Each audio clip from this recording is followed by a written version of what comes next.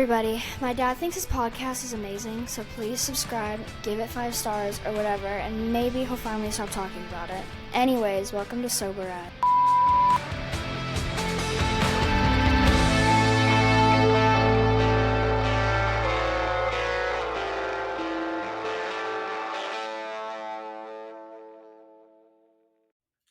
Welcome back to the show. I'm Ryan. This is Jess. We are sober as fuck. Before we get to today's rock star guest, we just want to make sure that everybody is liking, subscribing, reviewing, all the things. Sharing is caring. YouTube, Spotify, Apple Podcast. Make sure you're checking us out. Please make sure you're sharing. Let me make sure I get this hair off your chin. Okay. It's mine. I'm so sorry. This is a common thing. Yeah, Real life. That happens. There you go. Gorgeous. Before we get started, quick trigger warning. We do talk about all of the things: addiction, substance abuse, self-harm, eating disorders, grief, etc., etc. So by all means, please prioritize your mental space. And if you start feeling any sort of negative ways, make sure you log off. We definitely want you to take care of yourself. But assuming that you stick around and you enjoy what you hear, like Ryan said, sharing is caring. Make sure you don't have hair on your face. Make sure you don't have hair on your face. Right. So who do we have today? So today we have somebody that is, 5.5 years sober, That's which incredible. is amazing. She does have her own podcast. Please check it out, The Sober Mom Life. And she's also an author with a book coming out September 30th. The name of it is The Sober Shift.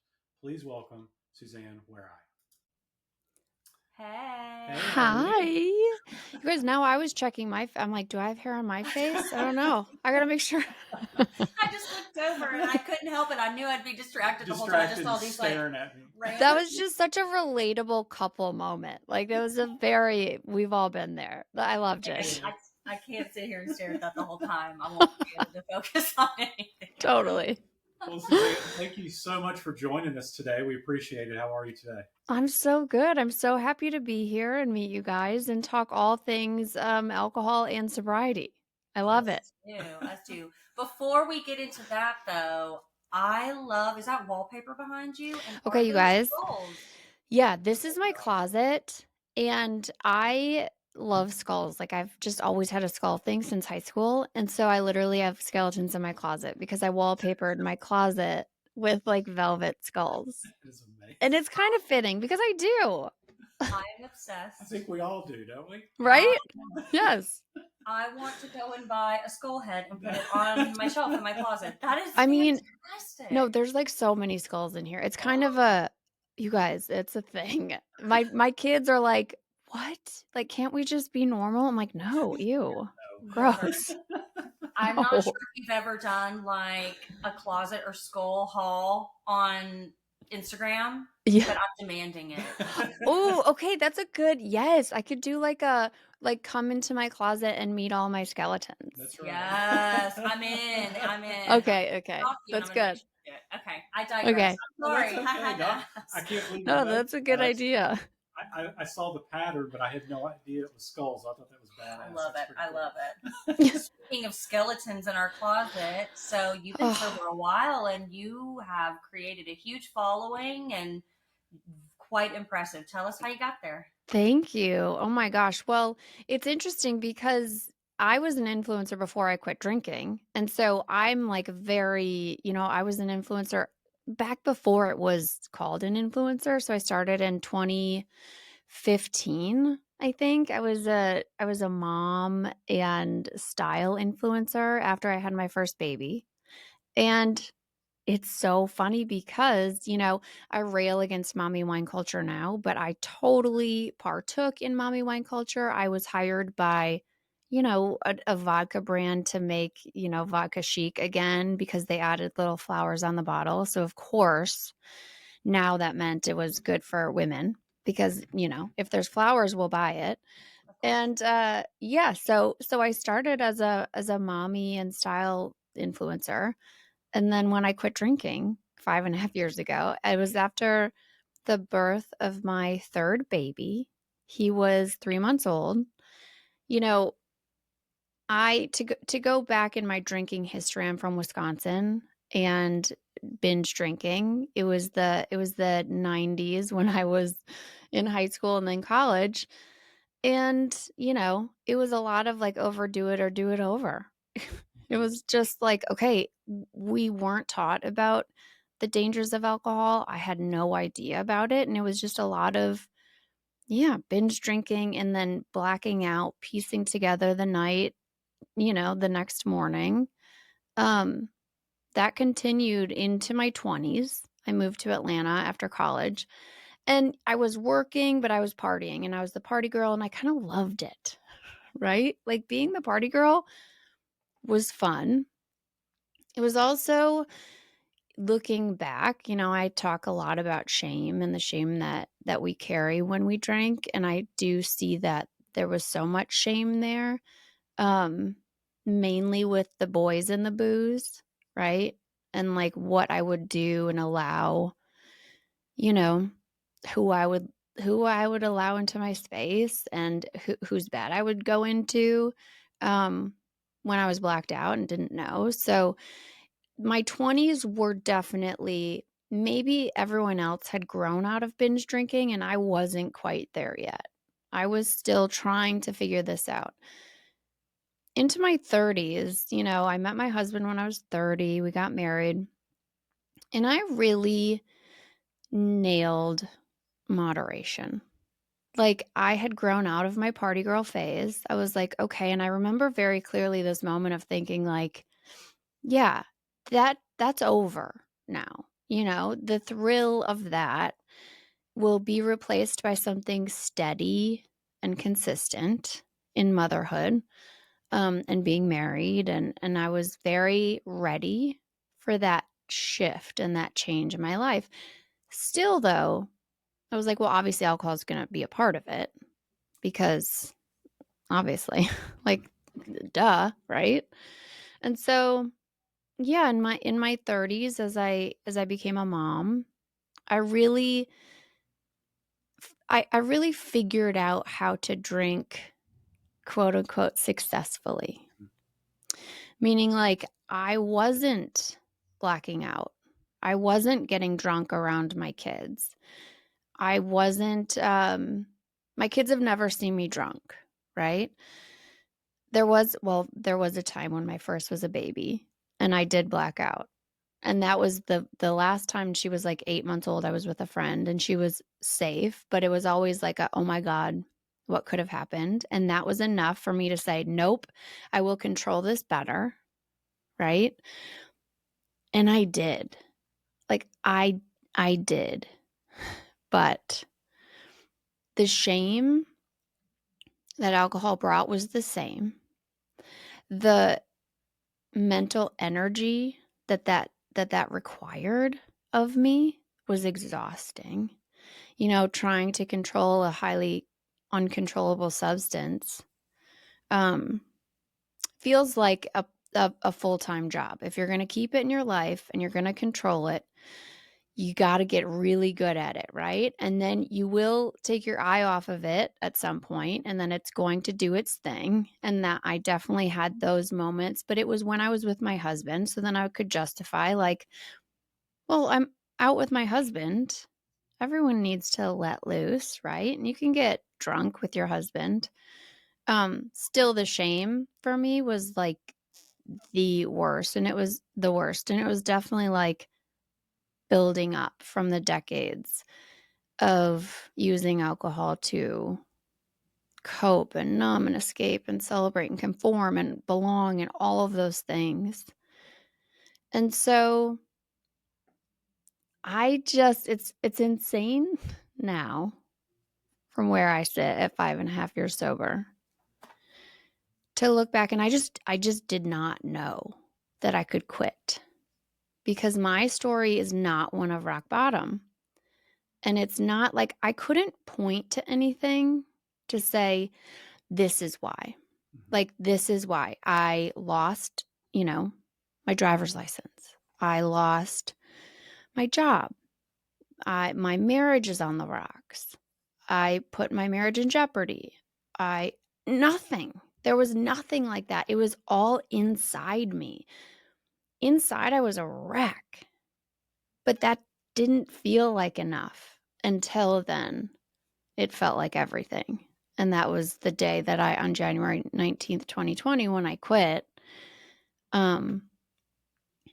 I had gone to like a fancy party the night before, and my third baby was 3 months old.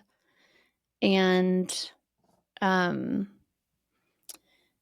blacked out. I was with my husband and I blacked out. And that hadn't happened in years at this point. There was always a time after pregnancy where I would have to like get over the hump of like, alcohol tastes like, rubbing alcohol. Like I need to just get over this and just like keep power through it so that I can get to where I love it again. And that was that night. And I just kind of kept going, and it was champagne. And I woke up that morning and I couldn't remember leaving. The last thing I remember is like getting into the Uber, but I don't remember coming home. And I nursed my baby in a blackout.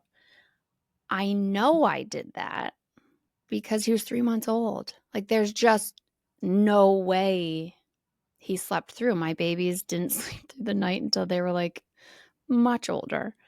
I might have nursed him twice. Like I won't ever know.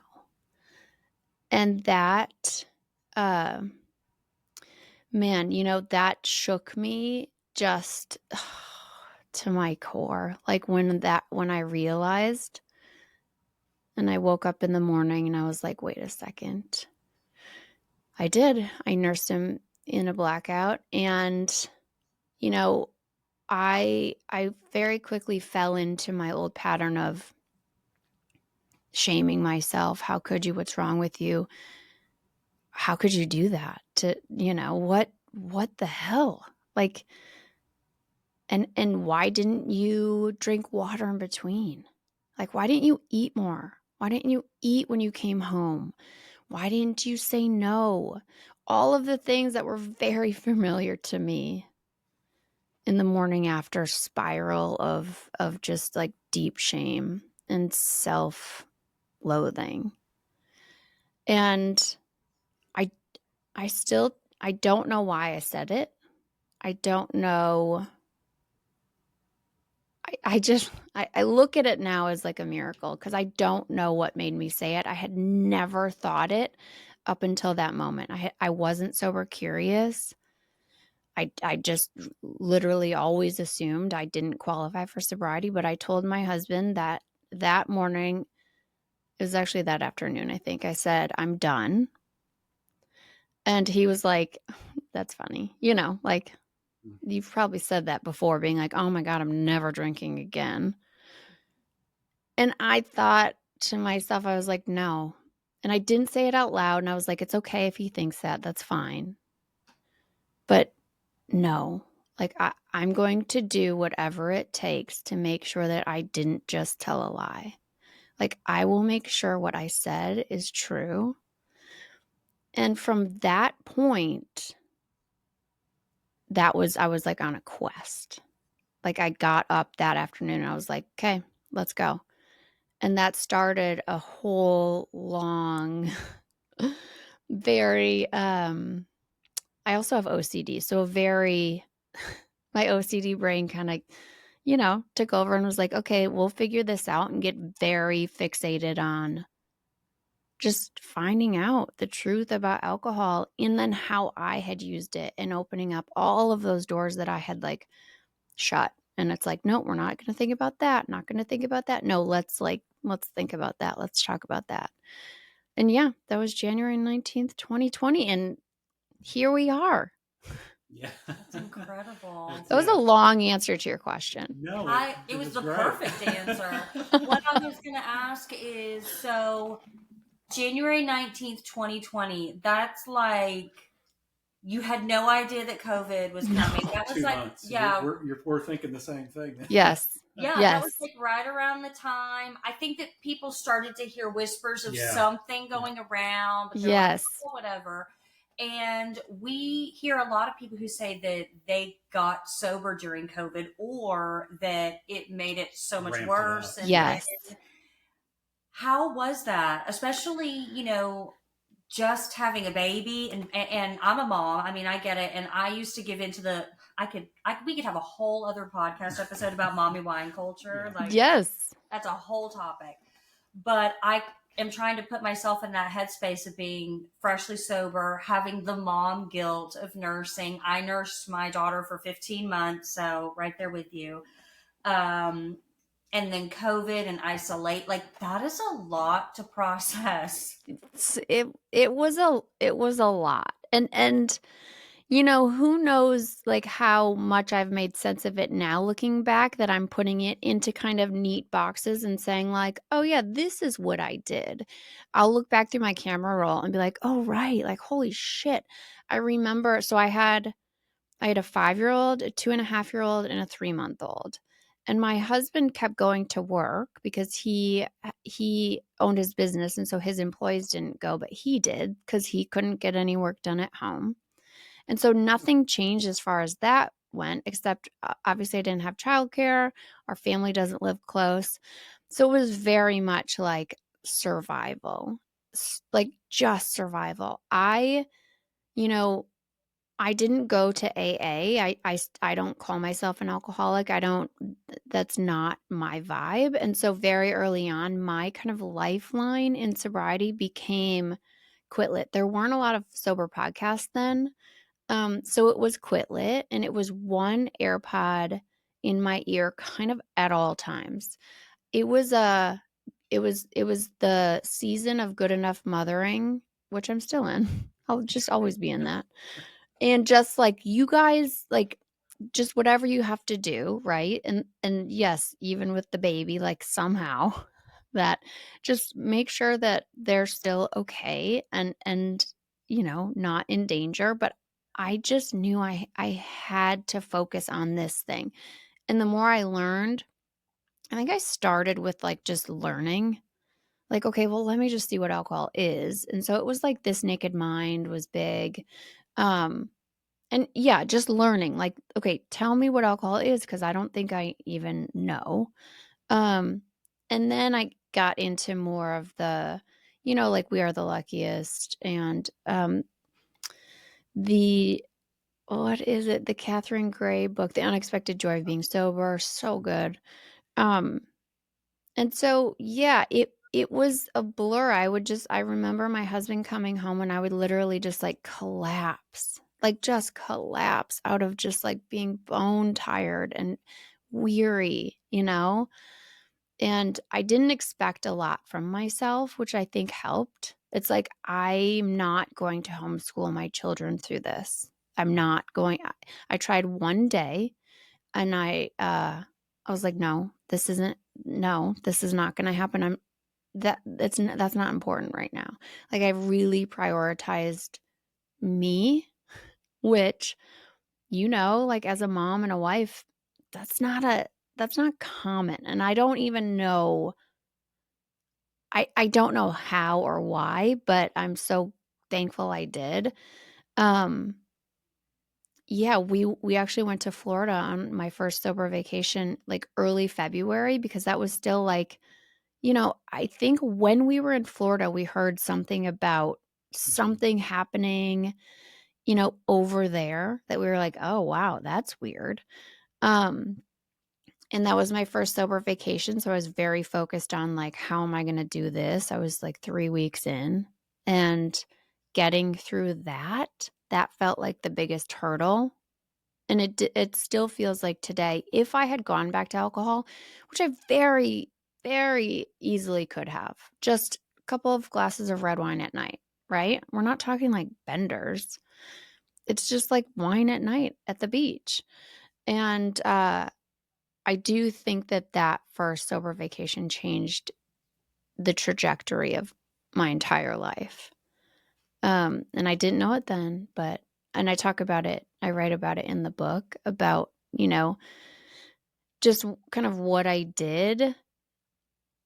And all of it really is these like little shifts that I made. And it's nothing like totally overhauling my life because I was a busy, exhausted mom, right? Like I can't do that. I can't cancel everything and go to meetings, and like I just couldn't. And so yeah, it's all of the little steps that I took.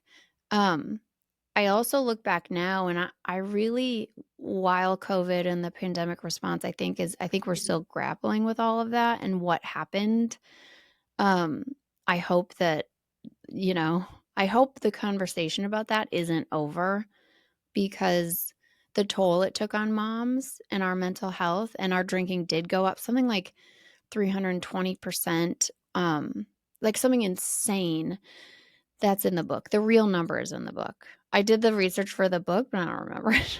Uh, but it went up. That And lies. moms turned to alcohol Yeah. because we were very um targeted, and that wasn't by mistake. But yeah, while, you know, the loss of community hit hard, for me, I think being able to hibernate and not have social pressure early helped tremendously. Mhm.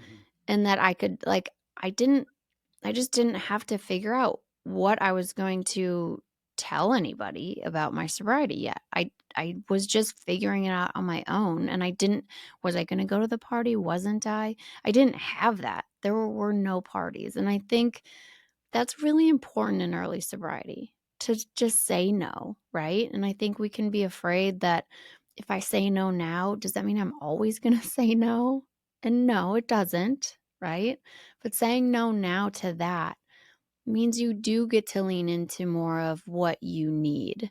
Um, and I always say in sobriety that the questions are, always, how do I feel? What do I need? That's what sobriety allows us to answer. Mhm. And I'm glad that that was answered for me in the form of being able to just like stay within my four walls. Really. That's really strong. Our paths seem somewhat similar Yeah. because when I first started out, Annie Grace was huge for me. Yes. Reading the book and kind of learning, the science behind everything. I mean, that was really a game changer. Her and her podcast. Yes. And I've read all the same books you have. Looking forward to yours, by the way. Thank Um, you. but we took a vacation 30 days into my sobriety. Yes. I wanted to take it. I even told her, we're going to do this. I'm going to do this sober. And it was really important to me because, we travel quite often, and they were always booze filled. Mm-hmm. And I knew if I could get through a week of going down to Florida, doing the theme parks and stuff with the kids, and just enjoy it and not think about the drink, that I knew I could pretty much about do anything, and I did. I even started videoing myself, at that 30-day mark while we were on vacation. Like, here I am, I did it. This is the last day. I'm so proud of myself. Yeah. Um, but unlike what you went through, I was able. COVID helped out, I think, the recovery community because it started online meetings. Mm-hmm. Apps were created and things like that. Where before it seemed like it was just in person. You had to go. You had to worry about your kids and stuff like that. So that's really changed recovery. Yes. But I commend you so much for just, I mean, talk about white knuckling. Oh my gosh, you know, still being a mom, but putting yourself first, which I know has got to be tough too when when the husband's out working all the time. Yeah. But once you got through all that, did you kind of form your own community, Y- to rely on in times of need and things like that? yeah. So it's wild because I didn't. So I think probably for the first 6 months, I was really just focused on like, what do I want my sobriety to be? Because I had heard all of this other stuff about powerless to alcohol and counting days and normal drinkers, and I was like, man, that just sounds depressing to me. Like it doesn't sound like something that I want to be. And I was like, I don't feel like that's what my sobriety is going to be. It feels like I'm not powerless to alcohol because it's no longer in my life. I'm not going to let my sobriety be defined by alcohol. So I started having these thoughts pretty early on. And I did what any good influencer does is I created another Instagram page. And I was like, let me test this out, right? Let me see if I kind of had a theory. And I was like, okay, if I felt like this, if inside I was like doubting my drinking and doubting myself and filled with shame, but on the outside you could not tell, and I was nailing moderation. I was a quote unquote normal drinker. Okay. I was what we were taught, like, that's what you should be. But I'm like, okay, but you guys, this feels like shit inside. So I feel like us normal drinkers, um, actually, we need to be shown that we can actually quit drinking. We don't have to wait. And so I started the Sober Mom Life Instagram page first. And I think I kept it to myself at first, just like, just playing around and just ideas of like what I want my sobriety to be. And then I shared it. My page used to be called My Kind of Sweet, and I shared it there. Now it's just my name. It's Susanne Warye. But I shared it over there, and like the response was immediate of like, oh my God. I was like, hey, you guys, I feel like alcohol makes motherhood harder, and like we've been lied to. And also, I feel like we don't have to wait for rock bottom in order to qualify for sobriety. And I'm not just talking about like an alcohol-free life. I mean like calling yourself sober, like being sober. And then people are like, "Oh my God. Yeah, wait, say more. What do you mean? What are you doing? When did you quit? Did you quit? I've been thinking about it, but I don't know." And like flooded. And I'm a marketer. And so I'm like, this is interesting. Is this a fluke, or is this something that's needed? So I started posting more and more on Sober Mom Life, and grew and grew and grew. And then I kind of got a little sidelined by grief, because just over a year into sobriety, my dad passed away. And it was a very complicated, I write about it in the book, and how he passed. And it was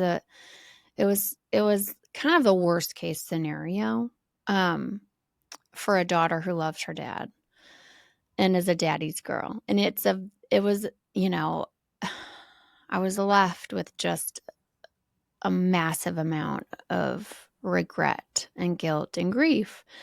And so then, that for my sobriety, my best friend looked at me and she was like, everyone would understand if you drank. Like, we're in Wisconsin, everyone's drinking. That's just what we do when we're grieving or celebrating or anything. And it became very clear to me, like, this is probably like the turning point for my sobriety of, oh no, this is forever. Like, I'm not afraid to say this is forever. I always say sober for good.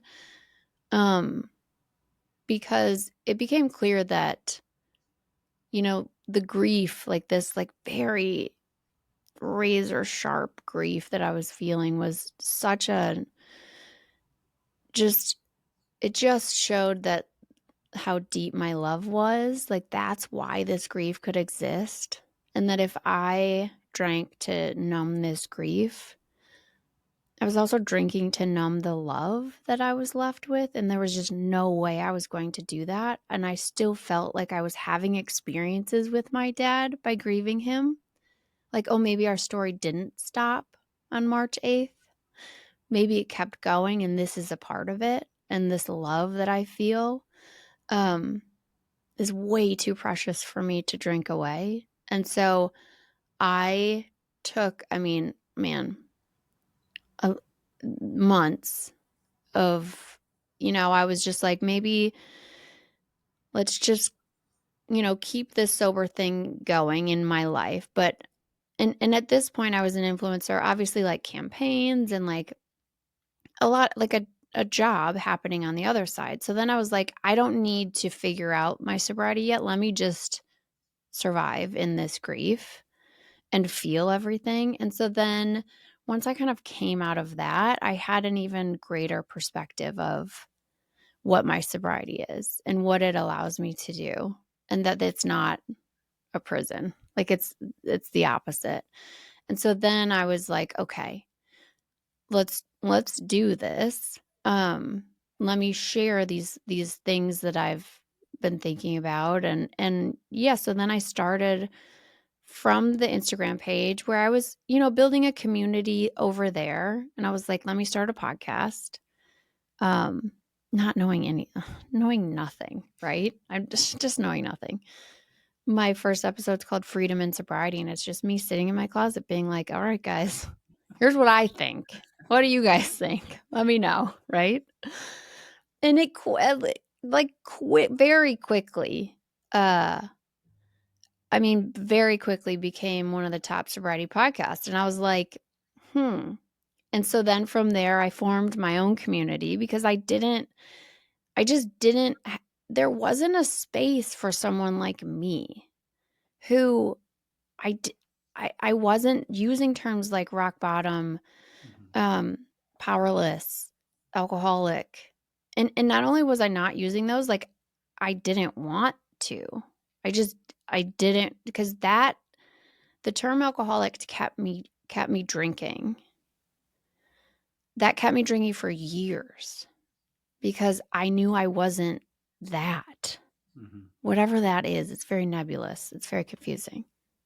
So, yeah. So then I created many iterations, and it has grown. We have like 500 women who we have peer support meetings every single day.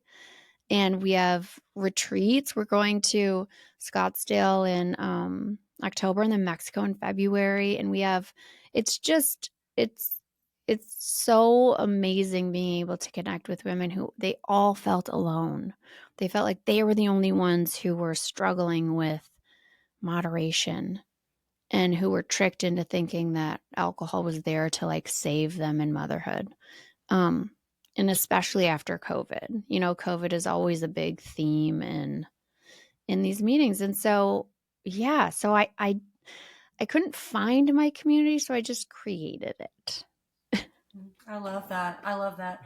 So much of your story resonates with me. My mom passed about a little over a year ago. Oh, I'm so sorry. Yeah, and very similar, complicated, and the grief of that is insurmountable. I mean, I looked at Ryan and I said, other than something happening to my daughter, which would be the absolute worst, but I said, I think this is the worst pain I've ever felt in my entire, like, I don't even think anything exists in the same galaxy. Yeah. Yes. And I've talked about this a lot on my podcast, but my brother was in active addiction for 20 years, all the things, and he's been sober for 5.5 years now. Wow. And we've always been super close, and we grew up, the three of us, right? Like we were a trio. And he lives in Texas, so he flew up when our mom passed. And we were sitting in my bedroom on the bed and we're just crying, where you're just, you're in the thick of, I think this was maybe 2 days after she passed. And we're just crying and just grieving together. And he just looked at me and he said, this is the worst pain I've ever felt. And I don't want to use, I don't want to numb it out. So when you said, the grief is a reminder, it's because you loved someone so much. That is the memory of them. That is your connection to them. That's dead on. He said the same thing. He's like, I want to feel every bit of it. I don't want to numb this. I want to like animalistically cry with my whole body, and I want to miss her, and so on and so forth. Yeah. And that moment was so powerful.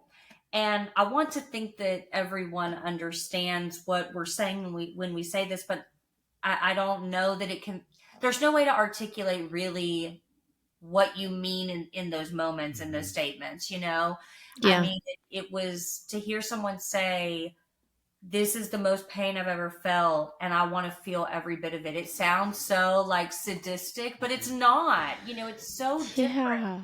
It is. Yeah, it's so and it's like evidence, Yeah. right? Like that's the evidence that you have loved and how deeply you've loved. You're left with that. Yeah, that Yeah. And yeah. we had, my mom struggled with a lot of mental illness, and so we have a lot of the same like regret and this, that, or another, but we were always so close. Hmm. And I told Ryan, and I tell him all the time, I'm like, I feel like for the rest of my life there's just always going to be this sadness. Yeah. Like Yeah. sometimes it takes over and it is like the main thing. And then sometimes it's like quietly existing in the background. Like Yeah. if you see movies where it's like blurry in the back and the lens sort of goes in and out, it's like that picture on the wall in the background that everyone notices but doesn't realize. And sometimes it's like Mhm. that. But it is always there. And Yeah. you call it sadness, but it is your connection to that person. And I I always say, get that. yeah, I always say grief lasts as long as love lasts. Like Yeah. it will be forever. It's not like I don't, and we're in my closet because that's where I record. And this was always like my, space. Like when I was in here and the door was closed, my husband would be like, leave her be to the kids because I would just come in here and literally like collapse to my knees. And like you said, like that animalistic crying of just like it just takes over you, and it doesn't happen like that anymore, and there's a part of me that misses it. And so sometimes I do like, put on his favorite song and like go in my closet, and it's not this like desperate cry of grief and regret, but it's this like, yeah, like you said, like it will just always, part of it will always hurt. And I I mean, I hope it will. It's almost like you feel them so much. Like for me, it feels like it hurts because I feel that presence all the time, but I cannot see and physically touch the person. Yeah, So your brain just, and I could totally. go on about that as well, but I decided to quit drinking a few months after my mom died. And it was one of those things where we went on a vacation, and I had a drink and I was like, this isn't bringing me anything good. And it's not because my mom died, but I'm sure that Yeah. that was a part of it. Yeah. And I tell Ryan all the time, I said, I don't know how this would have gone if you hadn't been sober. Like the fact that he was sober during that, I Mhm. mean, I was like, I don't know how I would have been able to deal with, and my daughter was super close with my mom too. So as you're dealing with your own grief and then dealing with that Yes. grief, I'm like, I don't know how I would have done that, having to hold space for me, hold space for you, and then you drinking. That, I mean, I'm so thankful that he was sober. And you're so right about spaces for women and mothers, because even when, like, we went to the hospital because she was in ICU, I called my best, he was out of town, and of course he was heading back, but I called my best friend and I'm like, I need you to be Lily's mom right now because I Hmm. cannot, because I'm the daughter right now. Like Yes. my mommy, right? Yes. And she did. And you talk about community, and for women, like women supporting women. I mean, Yeah. just her being able to be like, Lily, come to me. And of course you feel this mom guilt because your kids want to go to you, but you're right. You have to prioritize yourself sometimes and be like, I cannot be that for you. Yes. And I think that that's good for kids though, because it reminds them, when they're little, and even now as our daughter's a teenager, like your parents are these people like they can do all the things. They can get every stain out of every single shirt, and they always know the answer to the problems. Like, it seems like magic. And then when you become a parent, you realize, and especially a mom, it's not magic. It's Totally. you don't have any fucking idea. Yeah, we have no idea what we're doing. Right. Yeah. And I got the stain out because I ruined 100 other Yeah. shirts before I figured it out. I literally just cross my fingers every day. I'm like, I don't know, you guys. Right. Well, and like so our difficult. kids, yeah, and our kids need us to be okay, right? And this like giving and selflessness and so much, especially since COVID, what is expected of moms, you know, it's just like, what's the cost? And the cost we have seen now is moms turning to alcohol to escape because it's too damn much. Like, it's too much. There needs to be room for us. We are on the list. We can't be last all of the time. What are we doing to take care of us? How are we, you know, allowing ourselves to feel our feelings, and then teaching our kids how to feel their feelings? Like, that's all that, you know, sobriety for sure has given me. And it's so interesting. People are like, how do you talk to your kids about alcohol? And I mean, I can't not, because they know what I do for a living. But I think teaching our kids how to be uncomfortable and feel all of the feelings, and just letting them feel them when it's uncomfortable, and not, you know, saying like, yeah, it sucks. This sucks right now. You're mad. I totally get it. You're frustrated. Are you feeling like all of this stuff? I think so many of us, especially, you know, I'll be 45 this month. And yeah, like, just how we grew up was like, kids, feelings, like, no, like, there's no space, right? And so then, of course, we're a generation who's like, whoa, feeling, nope, drink it, right? Drink it. No, I can't. I'm not strong enough to feel that. Obviously, I can't deal with that. I can't deal with social anxiety, with grief, with frustration, with all of the things that make us human, right? And so, yeah, just allowing ourselves and reminding ourselves, like, no, you actually are, you are strong enough to feel all of it. And your kids learn to prioritize themselves by watching you prioritize Yes. yourself. Like, Yes. Our daughter went out of town with him for work, and they were only gone for a couple of days. And I had a doctor's appointment, and I came in to the house, or no, you guys got home, and then I went to the doctor's appointment, but they got home within 30 minutes of me needing to leave. And so, you know, she comes in and she's 14, and I'm so grateful that she still wants to give me a big hug, but she's like, oh, that's so nice. you know, Mom, give me a hug. And I gave her a hug, and I'm like, okay, I gotta go. And she's like, gosh, I just got back. And I said, okay, honey, I love you, but like, I gotta go. I mean, yeah, I'm going to see my gynecologist. Like, yeah. my head is not in this space, right? Right. But, you know, I gotta go get squeezed. So yeah. She's like, did you not even miss me? I'm like, yes, I missed you, but like, I'm thinking about my vagina right now. Like, right. alone, right. You know? My vagina needs tending to right now. But in my head, I'm thinking, you know, like, yeah, I need to shower and shave. Like, I feel like women, I do way more prep for my gynecologist than I do for my husband. Oh my God, totally. Because, oh my God, it's like, yes. And you're like hiding the underwear. You're like, God forbid she sees my underwear. Also, I'm like, yes. And I'm like, you've delivered 3 of my babies too. Like, you have seen everything, but I'm still like, okay, let's like, yeah. I actually worked, because I worked in healthcare for a while. I worked with her. That's how I met her. And she delivered my daughter, and she's been my gynecologist. So like, she's seen way more. Right. She's very, yeah. She's well aware of you. And she's like, so what are you guys making for dinner tonight? You know, and I'm like, I don't know. I'm going to, you know. And then she's like, scoot down more. And you're like, I don't want to.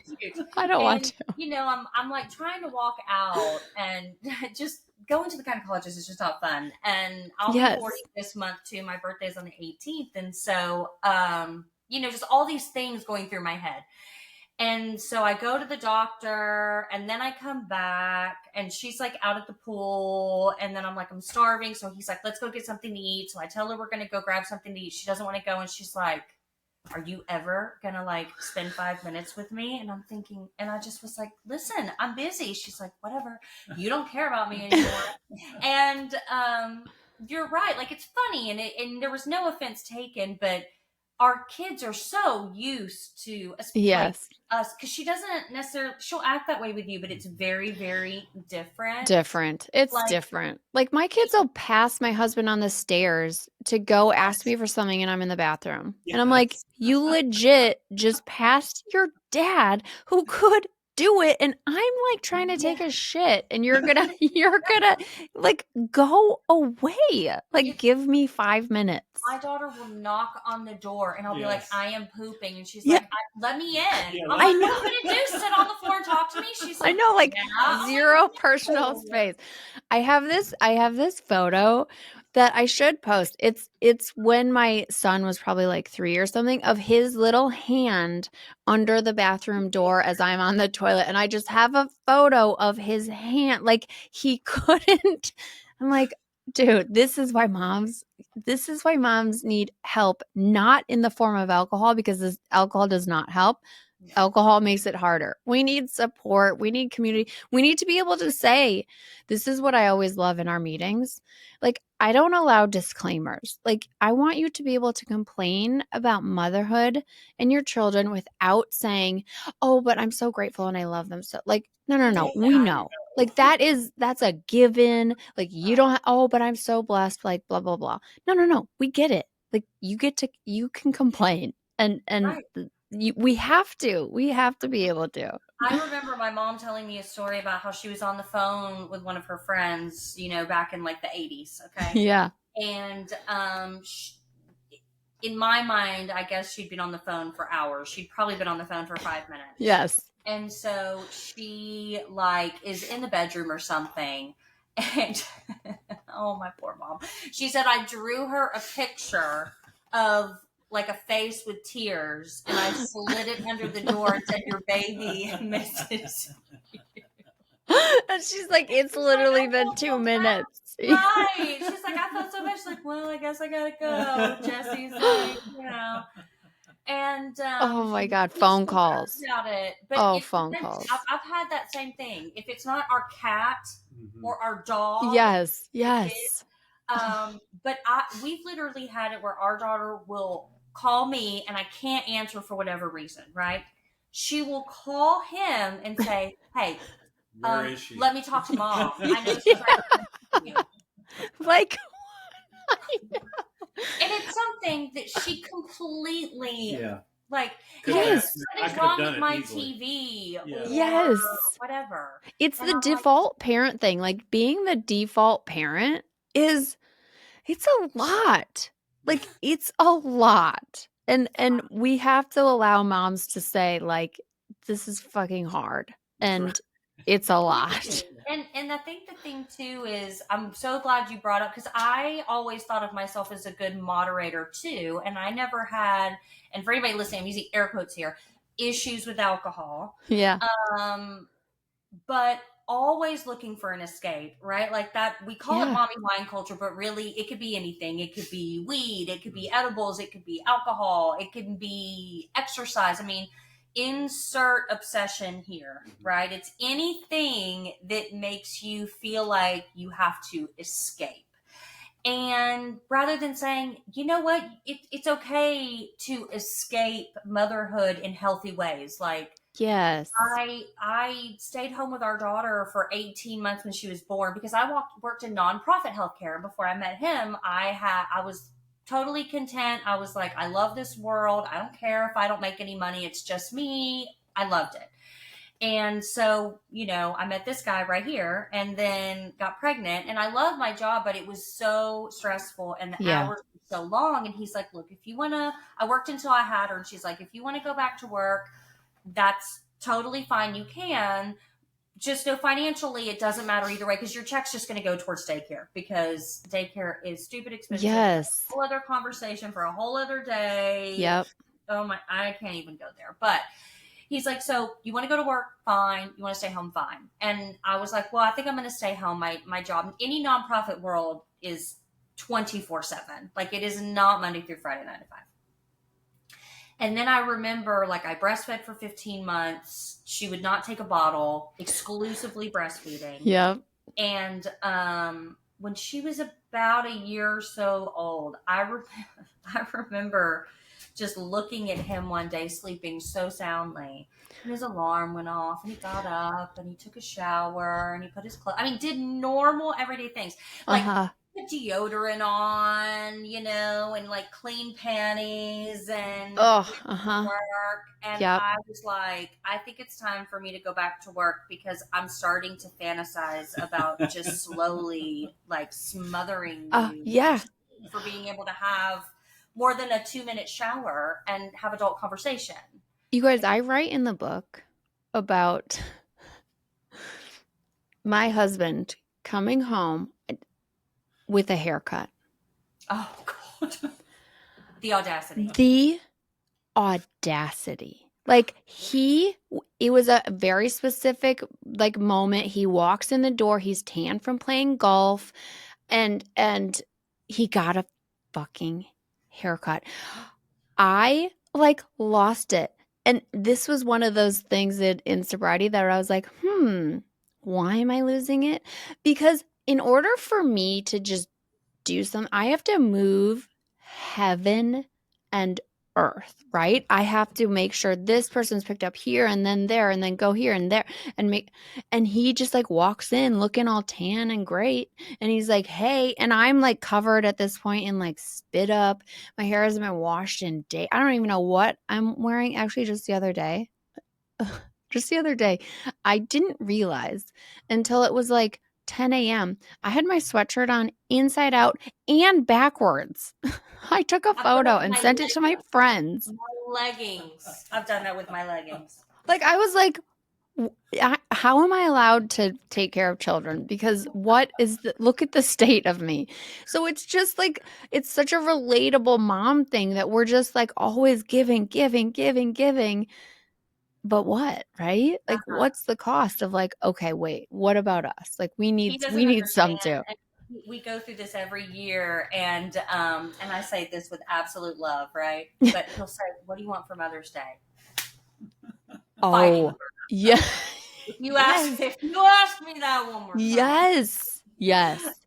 And it seems like such a little thing, but it's like the mental load of it, right? Just that mental, the ticker tape. If my husband asks what time it is or what the weather is, he gets daggers back. He gets literal. I'm like, are you fucking kidding me? And he's like, it's just the time. I'm like, look at your phone. The same device I would have to go find. Like, look at your phone. Like, I am not an operator. It seems to be my answer to most questions that our 14-year-old asks. I just say, if only there was this cellular device that you could, like mobile computer, and you could just ask a simple question and they could answer it for you. Yes, exactly. Down and trying to find your mother for 15 minutes. It's just yes. A lot. So the segue, you were talking about your book. Yes. So give us some details on that. How did all that start? When did you decide, hey, I'm going to be an author now? Oh, man. How did all that snowball to where we're at today? Well, I've always wanted to write and be an author. Since the moment I could read, I wanted to write. And I was always writing little, fake little books when I was little. And, once I started the community and really seeing this response and online on Instagram and the podcast of people are like, well, we want more. I was like, okay, I can't give you any more in an hour podcast or an Instagram caption. Like I'm doing the best I can. And I also didn't see a book like that had my story in it, right? I love Laura's book and Annie's book and Holly's book, but their stories were, I didn't see myself. I wasn't drinking 2 bottles of wine. Like, I wasn't actively addicted when I quit drinking, but still the shame was so corrosive. And I wanted to share this like in between story of there's not a rock bottom. It was, I'll tell you, writing a book, holy shit, it's a process. It was hard to once I got my agent, Colleen, who I love and she's amazing. Even she though said that it's it's saturated. The quit lit market is saturated. And I'm like, yes, but this is what's missing. Like this story, this for all of us in between, quote unquote, normal drinkers, like this is what's missing. And then she was like, okay, I got you. I believe in you. Let's try to sell this thing. We kept hearing that. Like that was the drumbeat of publishers not quite getting it. Also, when there's not that sensational rock bottom story, it's like, well, how is this going to sell? Like it's not going to fly off shelves. And then once they like talked to me and I was able to pitch it and be like, you guys, I've been like boots on the ground on this thing, right? Like I hear from women every single day, all throughout the day. Like, thank you. Your story is my story. I just didn't know I could just quit, right? I thought sobriety was for this person and that it would suck. And I didn't know it could be amazing. And I glamorize it because that's just what I do. And so I make it look good. It is good. It's not as good as Instagram makes it look because nothing is. But and then we got it actually went to auction, which is like a book's dream. That's like what you want. You want publishers fighting for it, and they did. Harper One is the publisher we went with, and I've been so just blessed that they totally believed in it. They saw the vision, and they were like, yeah, they didn't change. I've heard horror stories of publishers going in and being like, no, change this. They were like, no, like this is your book. We believe in you. And what this book is, it's called The Sober Shift, a modern day guide to living an abundant, sober life.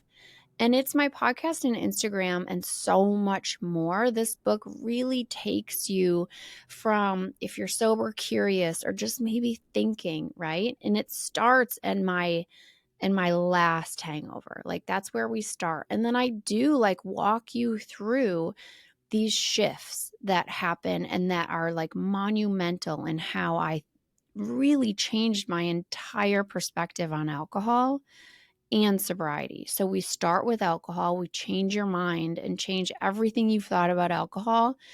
It will shift, right? Each chapter is a shift. And then we're going to work on the building. So first it's that tearing down of like, okay, everything you thought about alcohol, we're going to tear it down and let's learn what it really is, how it affects us. There's so much science in there too, which is for me. I'm not a science girl. And so I turned to my friend Jill of Sober Powered. She helped me with some of the science part too. And I did so much research. You guys, we have footnotes. Like what? Who am I? Who is she? Yeah, what? We have footnotes. And then we work on building an abundant sober life. So there's no missing out. There's no counting days. There's no labeling yourself powerless. It's all this shift into, what my sobriety is today.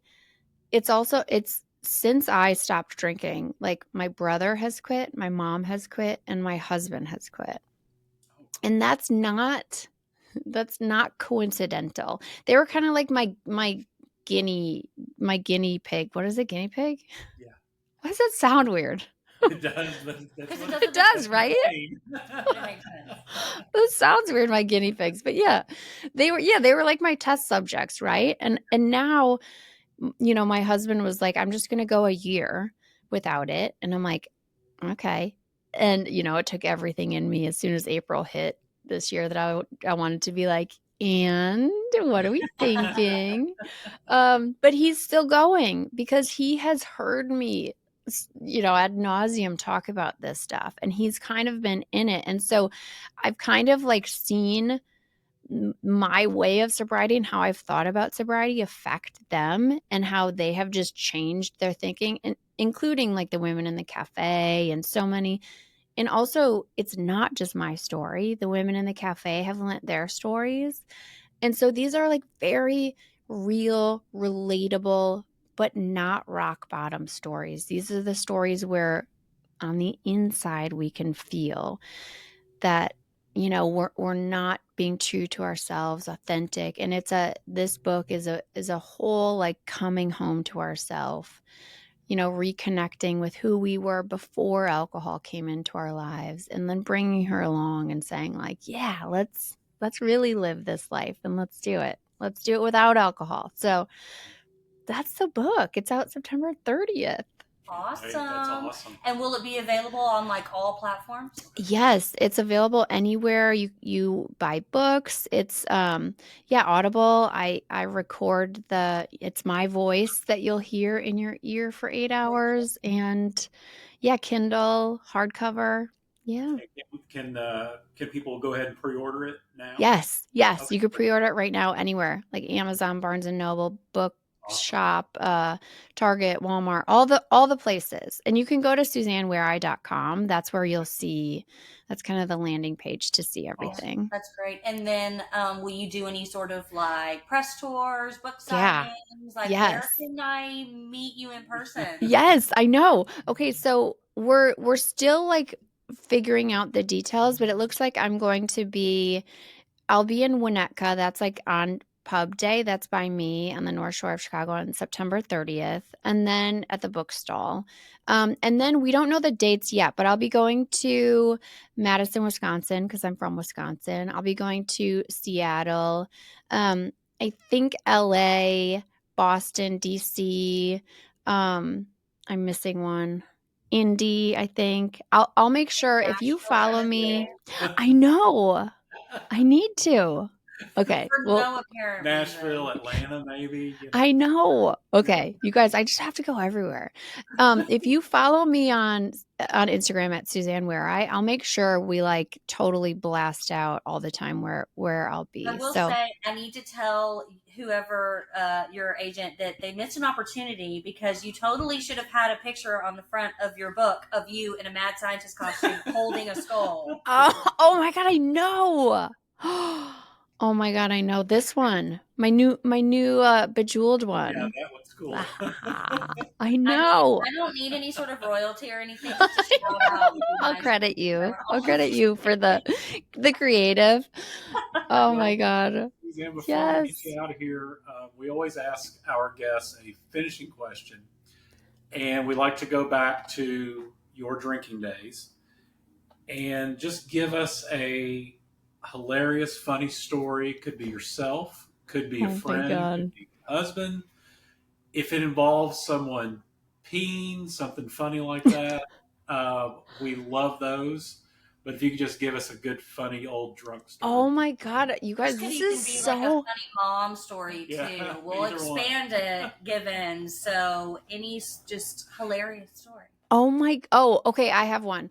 So my husband and I this is actually in motherhood, but the kids were home. We were downtown Chicago, and we were at this like fancy party at the Field Museum, and we were trying to leave it and then go back to the hotel, and we could not get an Uber. Like, it was just, the line was way too long, and we were drunk. So we got the divvy bikes. You guys know those bikes that you like, and we rode across the lawn of all of the, like, in downtown Chicago, all of the art institutes, the Shedd Aquarium, the Art Institute, the Museum of Science and Industry. They're all kind of in this like courtyard, and it's like so fancy with like hedges and stuff. And this lawn is huge. And I was in like heels and a dress. He was in like a tux, and we were riding our divvy bikes all across the lawn. And people were like, wait, where are you going? What are you doing? Like, you can't do that. And we were just wasted riding these bikes, and we were laughing so hard. And it was so, you guys, it was so fun. And we still talk about it. It was very illegal. I was waiting for you to say maybe the husband was wasted and fell off the bike into the No, I don't even think we fell off. I think it was just not that legal and so fun. And it just felt like, amazing. Yeah, it totally felt like kids, just like being kids and like trying to sneak away and get away with something. And we totally got away with it. So if anybody has any like Ring door camera footage, yeah, exactly. You can watch us. Or dig up, and those are also not supposed to be on the lawn. Like, it was not an easy ride. It was so bumpy. And so, yes. Oh my God, it was so fun. I want to do it again. Kudos sober. to you, especially in heels. That's amazing. Yes. And a dress. Oh my God. Suzanne, Oh, thank you so much This has been great. for joining us on the thank podcast. It was you. great. We're looking Oh, forward to thank the book you. coming out. And if you want to share with us your links for the book too, we'd be happy to share that on our platform as well, especially for the Awesome. pre-order. It's great. Absolutely. So, thank you so Awesome. much for your time today. We really appreciate it. Thank you, guys. This was a blast. Thank you. Yes, Thanks, it Suzanne. was. We'll Talk to you talk to you soon. soon. Okay. Bye. Bye.